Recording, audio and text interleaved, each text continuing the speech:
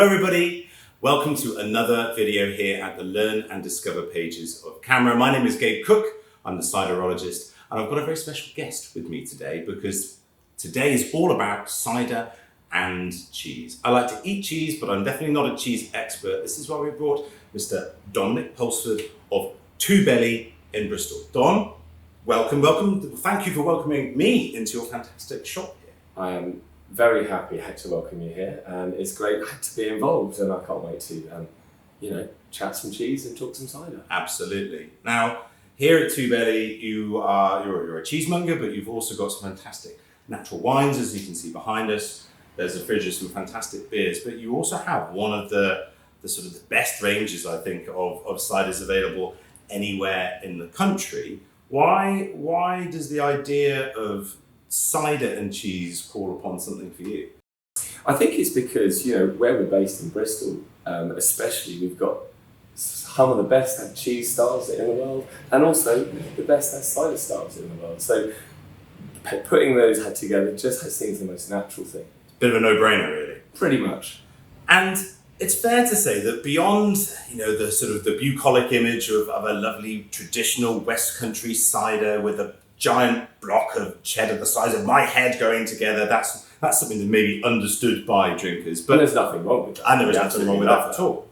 But, the idea of specifically matching specific ciders with specific cheeses that have sort of differentiation and nuance, that's something that wine does very well, and especially French wine, I would say. Why did the French go in for the idea of this alcohol and cheese match being so prominent? Well, I think the main reason for them is that they're the two, main sort of iconic products that they, that they produce, and it makes sense for them to do that. And through the sort of preconceptions of what wine and cheese are to France, it's an international kind of sort of idea, I think, and it crosses many sort of like boundaries. But it really doesn't matter what the drink may be. It usually has a cheese that is made locally, and you can do something along those lines. So really, it's just that they have this kind of international reach, and they have this kind of great power base, as I'm sure French old wines, and their cheese styles have. But it doesn't mean that you can't then transfer that quite easily. Absolutely not. And there's been an amazing resurgence in cheese in the UK over the course of the last 20 or 30 or maybe even slightly longer than that. Maybe a little bit longer, but yeah. And this is all predicated around very specific types of cheese, farmhouse cheese and possibly artisan or artisanal cheese. What are these types of cheese? Well, I think, so the basic way to sort of describe that is that a farmhouse cheese will be made by the farmer on the farm with the farmer's milk. Okay. But that is, tin. yeah, absolutely. And then artisanal cheese will be cheese that is made in a very small scale way, but they've bought the milk in, but generally from a farmer that they know or that they work with. They won't be pooling the milk, it'll be on quite a small scale. And these are the kind of things that, especially in the like a modern world, are quite important to people, because then you've got a provenance and you've got a sort of locality, and you've also got a heritage there as well. Do you know what I mean? You're sort of looking back at how cheeses have been made, but it isn't restricted compared to that either. Are the terms farmhouse and artisanal, are they actually sort of defined in law in the UK? No, I don't think it's more of a broader style. There aren't, we unlike the French, haven't really chained down our sort of like definitions, but that does allow for more experimentation potentially and more flexibility in the styles of cheeses that you can make. Because if you were to have a look at our full counter, there would be lots of farmhouse UK cheeses, but they're in the French style, so they've taken on the idea of a brie, they're making it in a beautiful way, but it's from Suffolk or something like that. But it's still called a farmhouse cheese because it's made with the farmer's milk on his farm, but just in the style of a brie style. So, but it's not constrained to those styles that maybe we'll chat about in a minute. It's quite interesting that many of the very traditional cider areas of the UK, in Somerset and in Devon, they're also places that are really prominent and known for traditional cheeses as well. Why? Is that just a coincidence, or is there something more to it, do you think? I think it's as simple as the old phrase, what grows together goes together. And that works really well in terms of Well, let's put it into action, shall we? Let's see whether these ciders and these cheeses do match. As you can see, we've got 3 fantastic cheeses and we've got 3 fantastic ciders. We're going to take through one in turn. The first cider we're going to be looking at today is the Gold Rush number 9 from Oliver's Cider. Let's open this up. We'll tell you all about it. So, Tom Oliver is cider maker from Herefordshire. I'm sure that many of you will have heard of him before. He uses classic tannic apples generally, also some sharps in there as well, from Herefordshire. He's wild ferment. He also, this cider especially, spends a lot of time in barrel, gaining lots of characteristics. And this is a collaboration with his great friend, Ryan Burke from New York, USA. So just an incredible intensity of colour on the go there. Absolutely. Why does it have that sort of? That's partly down to the tannin, so it kind of almost actually stains the cider ever so slightly. Yeah. I think also because this has got some degree of sort of aging in there, there's a slight sort of oxidation as well. So not saying that it's going all the way into kind of sherry territory, but certainly just a little bit of oxidation in some of the characters there. So it's really big and phenolic, earthy. You're welcome to have a taste. Thank you, Dom. Don't go in there. I'll tell everyone about how it smells first of all. You can tell us how it tastes. Earthy, spicy, kind of clovey almost, but a rich, almost sort of strudely fruitiness in there. Amazing. Right, cheers everyone. God, it just fills the mouth out, doesn't it? It's 6.8 alcohol, so it's got a bit of weight, but it's not crazy. It is bone dry, but there's a softness and a smoothness in there. Would that be appear from the aging a little bit? Would it just sort of round out a little bit from Yeah, that? Or? I think it's a little bit of tannin over time tends to soften and smooth out. It might have undergone a little bit of malolactic fermentation possibly too, whereby some of the natural malic acidity in there gets converted into lactic acid, which is slightly softer and smoother, but it's big and bold and rambunctious, and I suspect it's the kind of cider that goes perfectly with some food, maybe some cheese even. Good idea. So what have we got? First cheese that we'll be tasting today is this little soft number here. It's actually a wash rind cheese, which is something that we can talk about in terms of what a wash rind cheese is. It's called Ridsley. It comes from Berkshire. It's made by Anne Wigmore. It starts its life as Wigmore, which is a little sheep's milk brie. It then gets taken to Millsy Dairy in London and Asia, and they wash it. They wash it in a brine, has solution. By washing it, it changes from a white bloomy rind, which is the classic brie style rinds, into this sort of more orangey rind, as we can see here. Yeah. And it's going to give it a different flavour. By washing it, you're going to get rid of the white bloomy rind, and you're going to invite in a bacteria called B. linens, and that gives it a slightly more funky flavour. It is a classic way to pair with something that's a bit tannic and a bit aged and a bit barrely on the cider front. So hopefully this will be a really good way to do it. I hope so too. Is there a method or an order to which one should go about tasting together? Ideally, best way to do it in my book, have a little sip of the cider, see what it does. We've already done this bit, but it's very nice. So we can repeat that, and then have a bite of the cheese. See what it does. Get the texture. Oh, yeah, you had all the cheese. I'm a cheesemonger. I'm allowed to. And you want to just fill your mouth with it. And as you're just starting to get those flavours, you get those woody flavours, those earthy flavours, going to go really well with the cider. Little sip of the cider again, to see if it takes you to the third place. What's it doing for you, Gabe? It does a couple of things. It actually brings out more fruitiness, which is quite interesting. And sweetness from the cheese. Yes. Getting sweetness from the cheese, fruitiness from the cider. Well, I think it's possibly the sweetness from the cheese is like bringing out the fruity. But I didn't taste the sweetness in the cheese until I had the cider. And that's the kind of thing that you're looking for in a pairing, is that you're looking for that sort of third experience, that third flavour, that, not just the two things existing in one, but doing something else. Now, I, much as you have, just gobbled the rind. Is it okay to eat the rind on this cheese, all cheese? Generally speaking, my rule is don't eat wax or cloth. Is that a mantra for life? Just don't do it. Well, yeah, pretty much. I mean, I eat a lot of cheese, so it generally fills that role quite well. But really, the rind is there for you to experience kind of the aging process, to see what kind of molds are on the outside. It is something that you want to enjoy, and it will add complexity, it will add maybe a bit of astringency sometimes, it will add a bit of kind of funkiness. I wouldn't like cut out all of the curd and then just eat the rind. It's something that you want to enjoy with the rest of the curd or the paste, as you might call it, in the middle. That's amazing.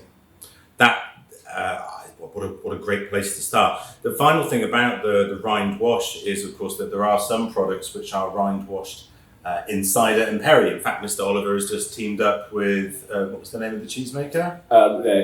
He's called David Jowett, and he's based in Gloucestershire. That's it. And so it's the new Yarlington. That is it. Cheese rind washed in Yarlington. Okay, very good. You see what they're clever folks. Absolutely. See what they did there.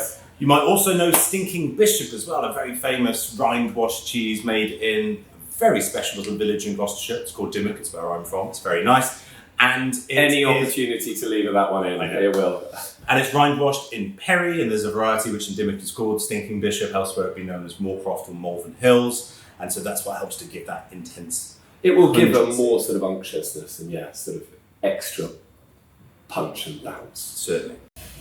So that was a lovely, lovely little pairing. I'm very pleased with that one. I think it worked particularly well. Okay, so for our next match, we're going transcontinental, transatlantic, because our cider comes from the US of A.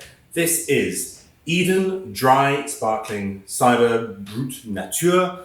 Eden is a cider maker from Vermont, Eleanor Leger.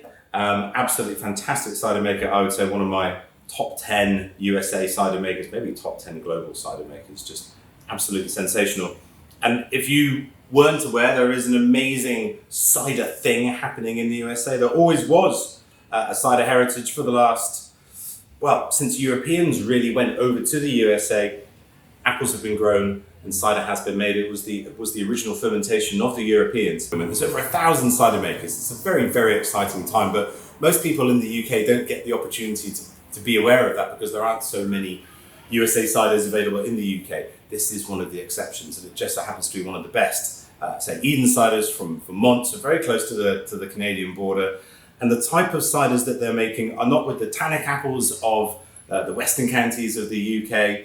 And this particular cider is made with a whole range of different varieties, including lots of heirloom varieties. So there's lots of varieties with sort of structure and some acidity and some intensity in there. Let's have a little go, shall we? So to look at, we can see it hasn't quite got the depth, the darkness that the Olivers had, but it's a nice bright golden colour. Amazing bubbles on there. This is a naturally sparkling cider. It looks beautiful. You can see that we've used wine glasses, these particular glasses, to really showcase the elegance and the finesse of these types of drinks, which they absolutely deserve to have.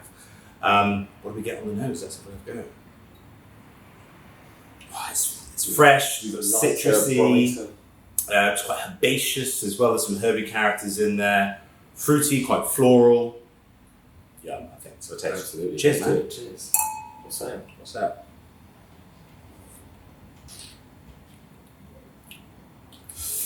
We do have that acidity coming through to start with, but actually there's a huge amount of breadth and body in there. There's not much by way of sweetness, but once again, there is a softness and a roundedness and a body and a structure to it that makes it eminently quaffable, I think might be the technique. Lovely mouthfeel, quite full, quite rounded, but also still quite clean and crisp. As I'm sure you've already said that, but absolutely delicious. It's gorgeous. All right, so what cheese have we chosen to go with this? Well, we're jumping straight back over the pond, very local. We're based in Bristol, obviously. The cheese that we've gone for is 𝗶𝗱𝗲𝗲𝗍, a Welsh style of cheese, but actually made just down the road in 𝗶𝗱𝗲𝗲𝗍, just outside 𝗖𝗵𝗱𝗲𝗲𝗀 𝗶𝗱𝗲𝗍 is this one here. It's it's an old style of cheese, has quite a lot of heritage within this region where cheddar makers would seek out a quick turnaround cheese because they're all sort of aging cheddars, minimum of 12 months. You could knock out a 𝗶𝗱𝗲𝗲𝗍 in 3 months. So with the cheddar, is that a legal requirement in order to call it a cheddar? Not necessarily. Okay. Not to be in the region, not to be anything. We do have some kind of vague rules around farmhouse cheddars, but essentially, certainly with the 𝗶𝗱𝗲𝗍𝗲𝗍, There are no stringent rules on where it's made or anything like that. Hence the kind of heritage of it being able to be sort of culturally exchanged between Somerset and South Wales. Amazing. So this one, you've got a lovely light acidity. So that was what we were looking for here. We were kind of going for something that might complement the sort of light acidic sort of nature of this. It's quite a light cheese. Unlike most 𝗖𝗶𝗱𝗲𝗍𝗍 that have got a kind of real crumble, this has got a wonderful kind of creaminess right in the depth of this cheese. And then the rind on this, please get involved. The rind on this, wonderful kind of mushroomy richness to it. So you're going to an earthy depth that's really going to bring out those kind of slightly earthy, malty flavours in the backdrop of that cider. So let's give it a go. Can I eat the mushroomy rind? That's I want you to. Okay. If you don't, I'm not your friend anymore. Okay, very good. Better easy. Beautiful creamy cheese there as well. You know, just not that sort of sawdusty thing you might get from something a bit more mainstream. No. This is great video, just chewing and drinking and not talking. That's because it's amazing. The mushroomy and the herbiness in there is a really, it's turning quite savoury. Yeah, I mean, who doesn't want some garlic mushrooms, you know what I mean? Some herby garlic mushrooms. Garlic. But I think I totally agree with you. I mean, sometimes when you're doing these pairings, you can worry about, you've got the right idea and it's got the right sort of structure of what you want to do. And then when you actually taste it, it doesn't do what you want to do. But as you get more experience, and I urge you to do this with your sort of like any drink that you're doing, is think about what it might pair with quite nicely, think about the structure of it. You get better at it, and it's really enjoyable when you get it right. And I think this works exceptionally well. I think you can have the Eden, the Brut Nature, and it be a nice bubbly fizz, and you might just sort of solely treat it in that way, just to have a nice sort of fizzy drink. Once you've had it with this, it brings out some real depth and complexity and character in there, which for more acid-driven ciders isn't necessarily always the case. And I think that is one of the things that you really want to focus on, is that actually these drinks, and especially the perception of cider, but any drink really, is that there are different perceptions on how you drink them. And this changes everything. The moment you start to pair it with food, it becomes more complex, and it might even be something that you don't particularly like, or you think you don't like. Yeah. You know, it might be a stout or a big tannic sort of vintage cider. Pair it with the right cheese or pair it with the right food, and it becomes an experience that you want to have. You know, you wouldn't drink pints of port down the pub, but you would have some blue cheese and some port, potentially. Very true. Casting no aspersions if anybody does, you know. Each do what you want. And are there, just briefly, you know, we're picking these particular sort of ciders and cheeses. Are there rules to cider and cheese matching? No, it's a completely subjective thing. And really, equally with when you're asking what rinds, hey, can you eat? You can eat anything apart from wax and cloth. You can eat those as well if you want. But if you don't like it, and it doesn't work, then don't have it. But try something else. You know, there will be things out there, you know, and we've all each got differing sort of complex palates. Mine's actually quite basic, to be honest. My wife's, on the other hand, amazing. But, you know, you learn to construct it. And it's an exciting journey to go on, to try different things. And there are no hard and fast rules. It is just whatever. I think that's a really important thing to remember, is that aren't rules, because it can be a little bit daunting. So basically, get out there, have a try, eat lots of cheese and have lots of cider. I think so, absolutely. Well, cheers to that. Cheers to that. Clink. Cheers to you. Okay, so we've got one final match to go for. The cider is, it's quite close to home here in Somerset. It is Pilton. It's 𝗖𝗶𝗱𝗲𝗍𝗍 cider. So 𝗖𝗶𝗱𝗍ing is a classic method, very old. It's very traditional to France, but also a record of it being in the UK as well, where you're trying to retain a residual sweetness. So making sure that not all of the sugar converts into alcohol, so you can get a naturally sparkling, naturally slightly lower ABV, naturally sweet cider. We actually sort of make a suggestion that it's a really good way to have your first drink toast at a wedding. When you haven't had any food all day, looks beautiful in the bottle, looks great in the flute, but nobody gets as drunk as they do if they have a glass of Prosecco. Well, quite. Given that the alcohol on this is at 4.5% alcohol, potentially the sort of 3 times greater than that if it were a sparkling wine, it is a great place to start. Really bright, sort of golden, vibrant coloration. The spritz is absolutely It's so inviting, isn't it? It looks Absolutely. fantastic. Okay. And on the nose, it's just pure sort of tartatan. It's sort of cinnamony. That lovely caramelized apple strudel type characters. Okay, I've got a little bit of pastry in there as well, sweet pastry, I'd say. Cheers to you. Wassail. Cheers to you. Wassail. And that lusciousness just fills every single crevice of the palate. It's absolutely joyous, light dusty tannins, a nice light little bit of bitterness in there as well though. This is not just a sort of sweet, flabby cider that has no structure to it. Yeah. It's bold, and it's actually the bubbles that are really helping to zest and enliven and to give a bit of lift as well. So this is obviously by far the sweetest cider that we've had. The previous two ciders were bone dry, no residual sugar at all. This one has got some sweetness in there. So what cheese have we gone for, and what's the importance of having that sweetness to balance in there? Well, you want something perhaps a little bit astringent, something with a little bit of acidity that's going to cut through it. So, and this being from Somerset, we've gone for a cheddar. Which is from Wales, obviously. Not from Somerset. But it's a beautiful cheddar called 𝗶𝗱𝗲𝗿, made in West Wales. Wonderfully, sort of actually not hugely aged, only about sort of 11, 12, 13 months, depending on the batch that you get. Wow. But you're going to get a richness from this and a creaminess from this. You're going to get a little bit of what we like to call barnyard or farmyard in there. A little bit of rich. I was going to say, like, earthy or almost soil, but like really nice peaty. And to sort of link in with that kind of French heritage or like the French style of cider making, or like at least a link with that sort of north. This has almost got a bit of an alpine cheesy thing going on, like it's crossed with a cheddar or something like that. But for a cheese that's it's also to sort of disband that idea of that mature is better. This is not a particularly mature cheddar, but the legs on it, it lasts for a long time. It's got huge flavour, huge round flavours, but the creaminess will go quite well with the sweetness, but also the astringency will cut through that sweetness. So you should get a nice balance.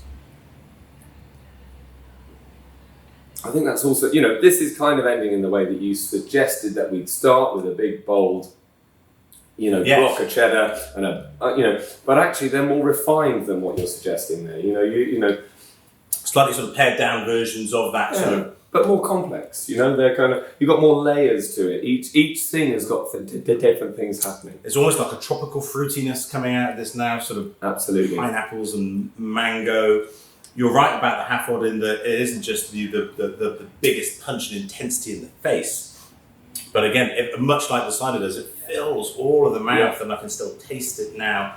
It's not about power; it's about sort of level of intensity. Absolutely. Very, and I think in the end, with all pairings, what you're looking for is that balance, so that things are not doing too much battle in your mouth. They're not sort of vying, or one isn't overpowering the other. They're doing something together. They're sort of there's a synergy and there's a unity about it, without getting too, cheesemongery about it. Too cheesemonger.